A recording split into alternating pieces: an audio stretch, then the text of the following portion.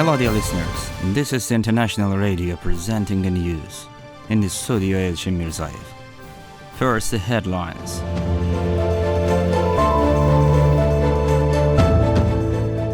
The assistant to the president has met with the advisor to the Prime Minister of Japan. A meeting has taken place between the representatives of the State Commissions on Missing Persons of Azerbaijan and Armenia.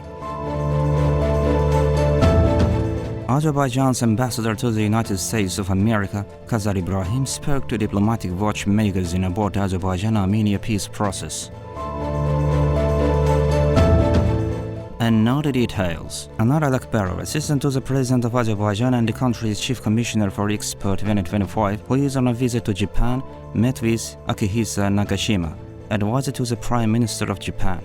During the meeting, cooperation matters covering various fields between Azerbaijan and Japan and joint projects were discussed. Advisor Akihisa Nagashima noted the rapid development of cooperation between the countries in the energy and oil-gas sectors and highlighted great prospects for collaboration in the field of renewable energy. He thanked Azerbaijan for its active participation in Expo 2025 held in Osaka and said the national pavilion at the exhibition showcases Azerbaijan's rich cultural heritage.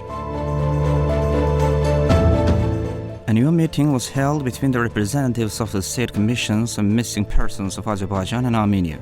During the meeting, the sides discussed humanitarian issues related to clarifying the fate of persons missing during the conflict. They reviewed possibilities for information exchange and coordination of search operations.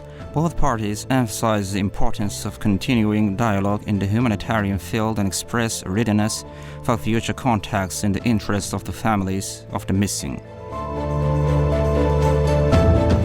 We have finalized the draft peace agreement with Armenia. We hope we will be able to sign it. However, as we have always told our Armenian counterparts, there are still some key and substantial issues that need to be resolved before signing. These were the words of Azerbaijan's ambassador to the United States, Kazar Ibrahim, in an interview with Diplomatic Watch. He stated that Azerbaijan holds a very realistic position, which is supported by the international community. One of these issues is the provision in Armenia's constitution that still reflects territorial claims against Azerbaijan.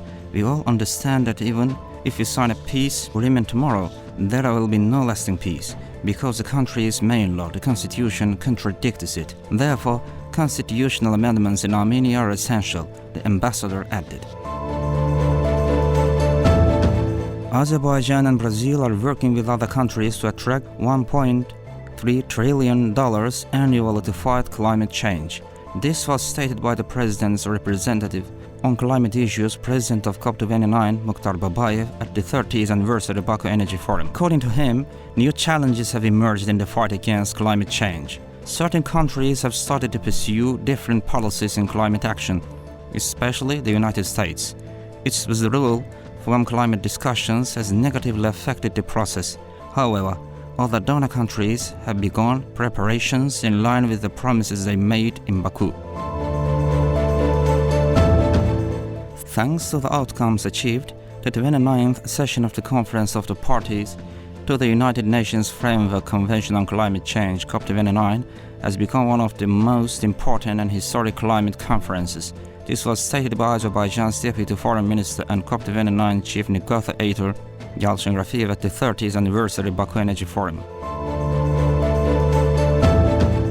Relations between Uzbekistan and Azerbaijan are developing against the backdrop of historic events in the region. This was stated by the Eldor Aripov, director of the Institute for Strategic and Interregional Studies, under the President of the Republic of Uzbekistan during the second session of the Azerbaijan-Uzbekistan Expert Council titled Azerbaijan and Uzbekistan, Promising Directions for the Development of Mutually Beneficial Cooperation.